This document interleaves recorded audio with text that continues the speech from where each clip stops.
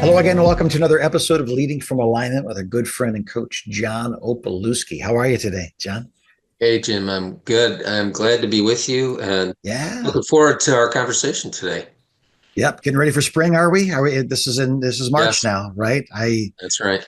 Easter and April showers and May flowers are just around the corner, and I'm reminded as a history buff that April showers bring May flowers, and May flowers. You know what May flowers bring? No. Pilgrims, evidently. I didn't know that. Someone educated me about that the other day. So anyway, good to be with you today, and thanks guys for watching and listening. What's our topic today, John? Yeah, it's titled The Power of No. And my goal today is that everyone who's listening and watching would feel permitted and have permission to say a respectful no without having to explain yourself Yeah. all the time. And the other day, Jim, I was coaching a new client, and about 15 minutes into that session, it became clear that what he initially was asking for help with wasn't really the issue. Right. We discovered together that he has a difficult time saying no. And Yeah. because of that, he overcommits, he people pleases, and he is one exhausted leader. Yeah. And that exhaustion is coloring everything in his life. Hmm. And Jim, how many times have you and I seen that movie? Yeah. Right. Right. We've seen Yeah. it in our own lives when we were ignorant and didn't know any better. Sure. And Yeah. now we've seen it in the lives of many leaders as well. And, when you read the Gospels, Jesus, if you don't know how to behave in any area of your life, just read the Gospels and you'll probably get a pretty good clue what you're supposed to do. Sure. Jesus was winsome. He was amazing. He was perfect. And sometimes he said no. Yeah. I'm thinking specifically of the incident in Luke chapter 12. Jesus is teaching a crowd of people, and some guy shouts out at him randomly, Father, a teacher, tell my brother to divide the inheritance with me. And Yeah. Jesus said, I love Jesus, man. He's just so amazing. He says, man, who appointed me a judge or an arbiter between Right. Yeah. I could talk a lot about that. Pastor, don't attend every argument you're invited into. Right. Um, Yeah. but and then Jesus, brilliant as he is, he uses this divine interruption, or I don't even know if it was a divine interruption, it was just an interruption, but he uses it to teach the crowd about greed. Hmm. So Jesus said no. Did he Yeah. say yes a lot? Of course he did. Yeah. But there were moments where he used an appropriate no. And so the question is, where do we find that middle ground, Jim, between the extreme of always saying yes to Hmm. everybody who asks us for anything, every invitation, every invitation to a wedding, every invitation to a funeral, every invitation to a dinner, every when we so when we're helping churches get ready for their next pastor, I spend a couple of Sundays with a church and we just kind of walk through some things together. And one of the things Yeah. I tell a congregation is your pastor is not going to be able to attend everything you invite him to. Right. So please don't take that personally Right. Yeah. if he says no. Yeah. Um, so, how do we do this? How do we Hmm. find this middle ground between the extremes of people pleasing yeses and people dodging no's? Because that's not Yeah. good either. Right. So, what do you think, Jim? And then we'll jump into three I things here think that I have on my mind. everybody's got to get this one right. This is the difference between walking in balance and falling down. So I'm excited to hear what you have to say. All right, so here we go. Here's the first one. No is not always the right answer. Yep. I mean, lazy people say no all the time. Right. And can I just say this? God will not bless laziness. Sure. Yeah. He won't bless workaholism either, Yeah. but he will not bless laziness. Right. The freedom to say no is not a license for being a boat anchor. Hmm. It's not permission to bury your God-given gifts. Mhm. Learning when and what to say no to guilt-free is absolutely critical to longevity in ministry. I'm Yeah. working with somebody else who this is a real problem for. And this person came to me and said, would you coach me for a while? And what he wanted coaching on was something different than, well, what he wanted coaching on is something different than what we ended up coaching about. Right. Because he was struggling with this. He felt like when he said an appropriate no, that he had to explain for 10 minutes after saying no Right. why he couldn't say yes. Yeah. And I said, look, dude, unless it's your boss or your wife, Yeah. you know, Is there a difference? Oh, there is. There's never mind. Yeah. you have to learn how to say no to those things Yeah. without any guilt and without any need Yeah. to explain yourself. Yeah. And I mean, I remember, Jim, learning how to do that. And it was so stinking hard Oh because yeah. I felt like I had to explain myself. Right. And I said, hey, buddy, I want to paint a picture of the future for you. You're going to be able to, when somebody asks you to do something and you don't want to do that, or you actually don't have the space to do that, you're going to be able to say, no, I can't do that, Yeah. period. Yeah. And you'll move on and you won't feel any guilt. Yeah. But I remember thinking, I'll never be able to do that. Yeah, you can. You can learn how to say no Yeah. appropriately, respectfully, guilt-free, Yep. without having to give a laundry list of reasons why. So, Jim, Yep. what do you think about this first one? Again, I think this is part of leadership. Um, Whether somebody has an idea that doesn't fit, somebody wants you to come to their son's t-ball game every Saturday. I Yep, mean, life is lived. The best parts of life seem to be lived in the margins, right? That time 100%. aside, that time with the Lord, that time with the family. And every time we say yes to something, we've said no to several other things, right? That hour could have been used somewhere else. So getting Right. what was that old? Remember the old illustration where they put the big rocks in and then the sand and then the water and it all Yeah, fit? But if you got in the wrong order, it didn't fit. I think that's what that's we're right. talking about now is really what are the priorities of saying yes to and no to? And if you say yes to everything, I bet you're saying no to some really important things if you're saying yes to unimportant things. 100% right. Yeah. So 100% right. and everybody has a limitation. Nobody can say yes to everything. This is Yeah. not possible. Jim, I've had some folks ask me to work with them, and I just didn't have the schedule for it. Yeah. And I've had to say, no, I can't. I Yeah. can't do that. I don't have space. And leave it at that. And here's somebody else that is on our team, and they can help you, probably Yeah. help you better than I can. So listen, Pastor, um, the power of no is first understanding that no isn't always the right answer. Sure. It's not always the right answer. Right. But you have to learn how to say that if you want to be in the game for the long haul. Secondly, yes is not always the right answer either. Right. If saying yes to an invitation or to an open door will cause your assignment or primary responsibilities to fail, no is appropriate.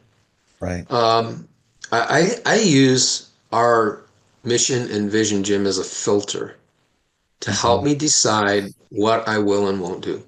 Yeah. Our mission is to help leaders lead better, lead longer, and enjoy it more.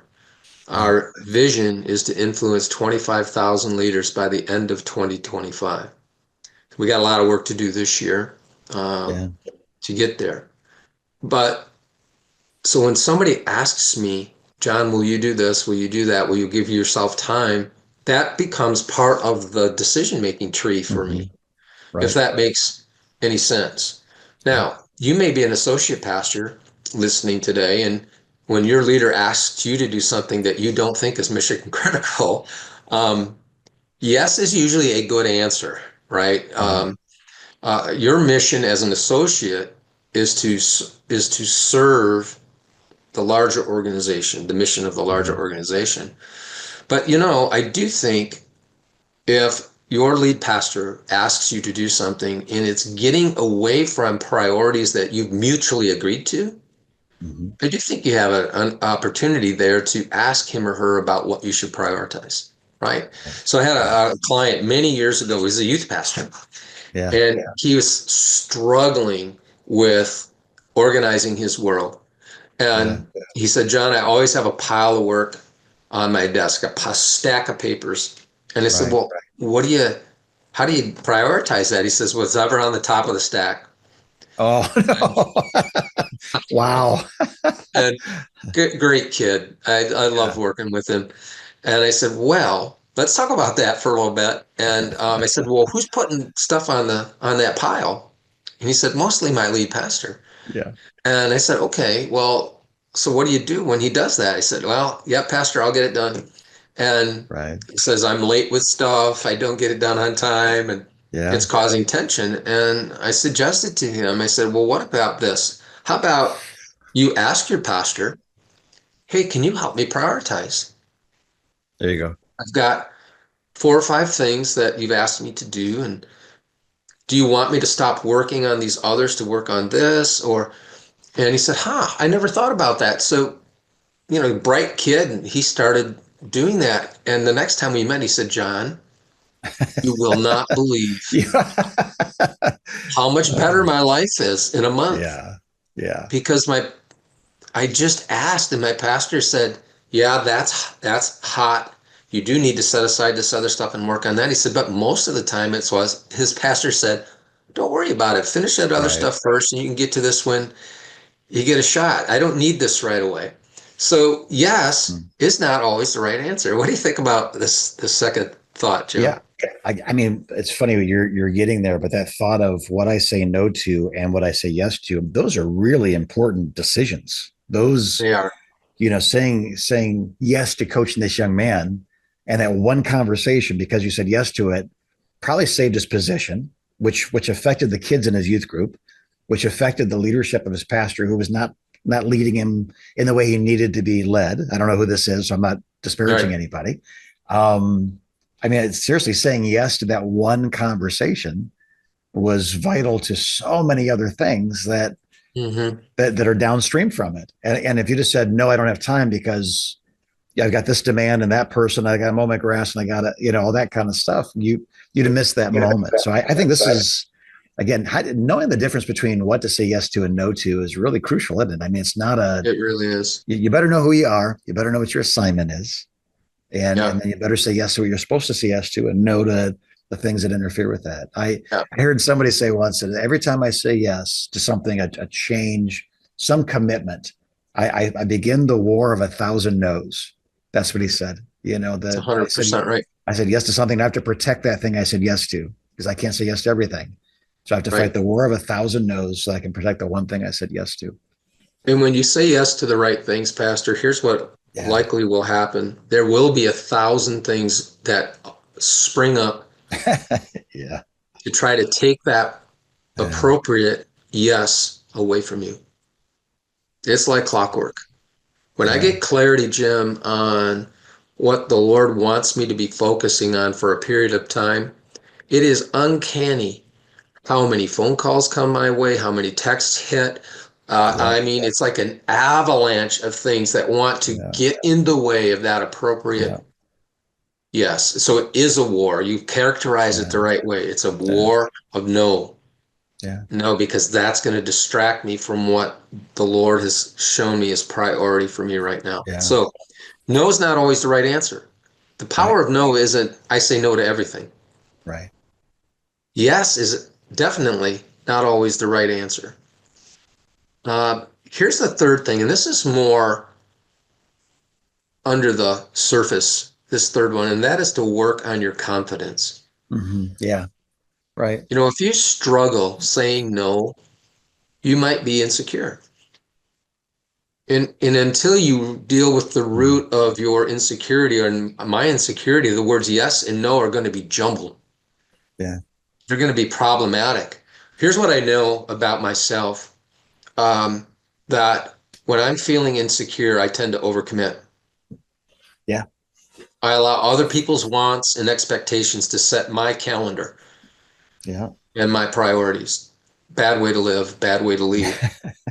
Um, saying no, look, saying no is part of being a good steward of your calling, Hmm. of your time, of your energy. We've said this multiple times. Here's kind of how I manage that. I think about, all right, am I working this week? Am I working on things that only I can work on? Right. Now, my whole schedule's not filled like that, but do I have a couple things at the top of my list, two or three things every week that nobody can do this? Right. This is my assignment. This is me. Um, and then make those priorities. If I don't get those three things done, at the top of my list every week, and I'm looking over here because it's staring me right Yeah. in the face, and it's Thursday, um, and it's I don't feel like I've had an accomplished week. Now, if Right. I get those three things done and I don't check off all the other things on my list, Jim, I just move that stuff to the next week. Right. So saying no is really stewardship.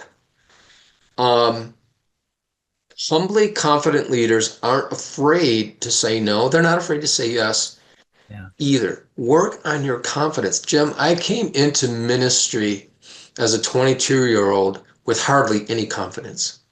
Yeah. I was Yeah. taught confidence was bad, Okay.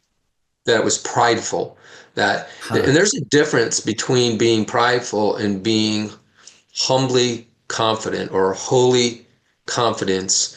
Uh, Hmm. if you understand what I'm saying, there's that dependence on the Lord, but there's also this understanding that He's put you in this place, He's called you to this, He's given you what you need.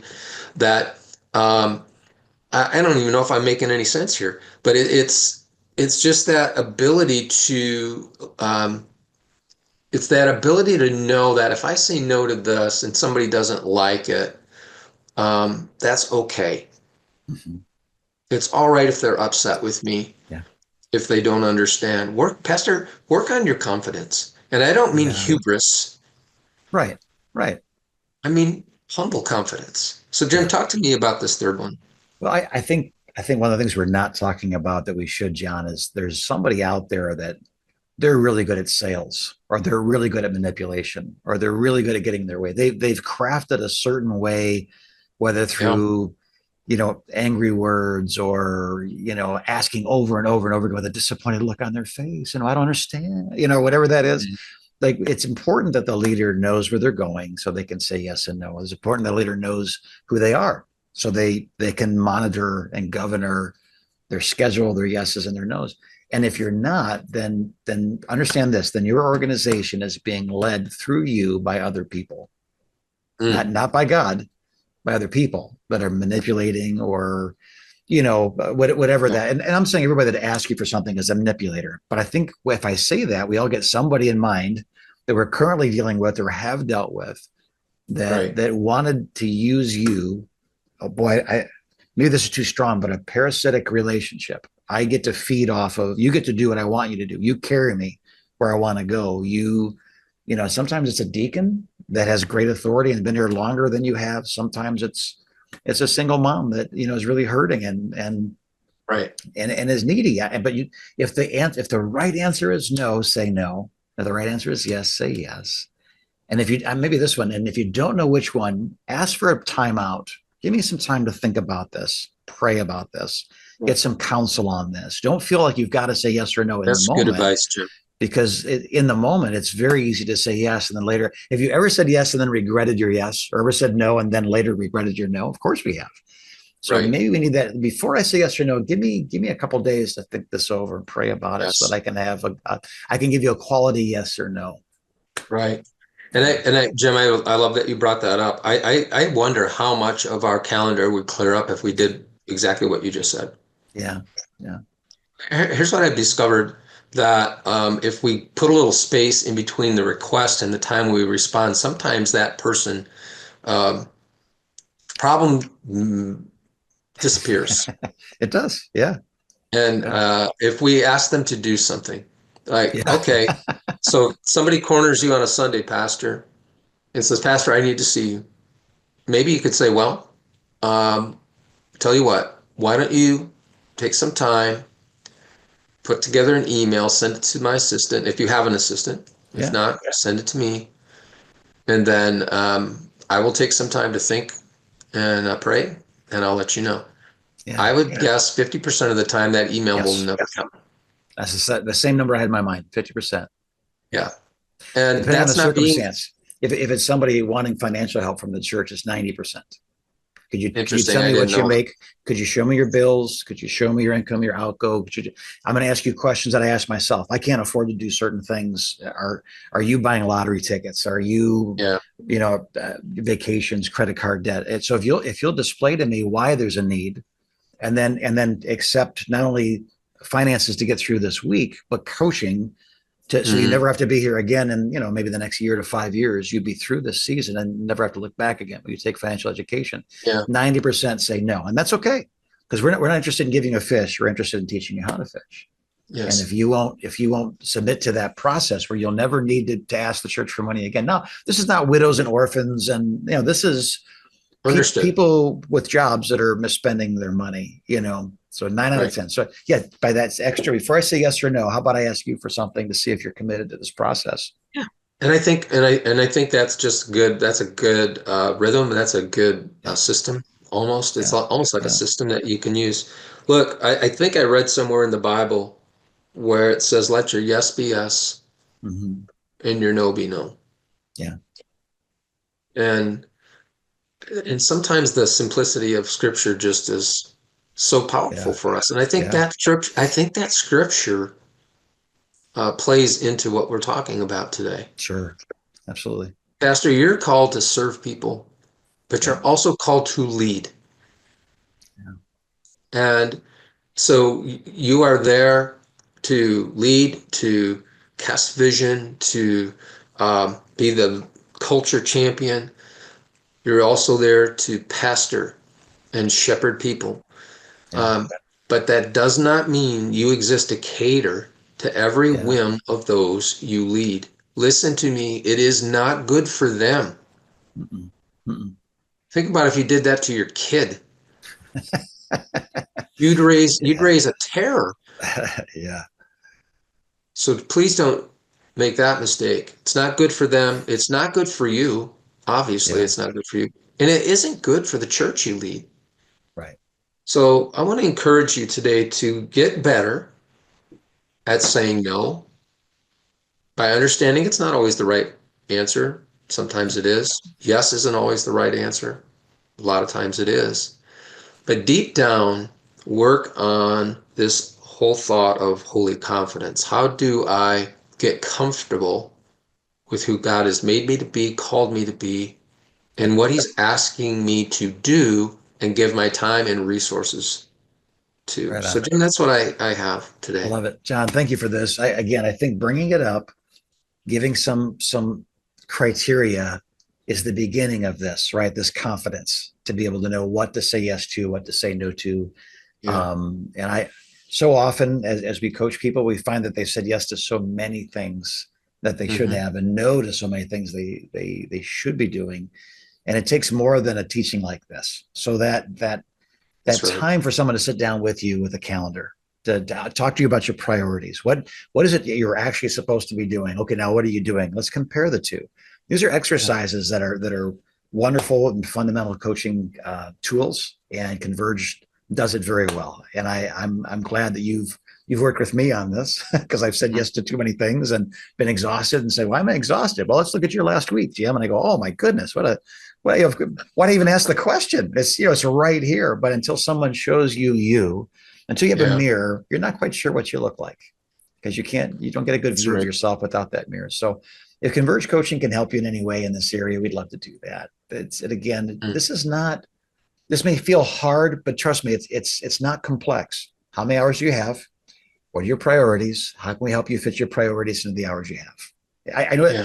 it's not easy, but it is simple. And so for someone else to walk you through this, it wouldn't take many sessions, but we might find, as John has said, other things that really are the problem. Maybe this is not the problem. Maybe this is a symptom of the problem. And Right. coaching, again, is a vehicle that gets you from the place you are to the place you want to be. That's what a coach does.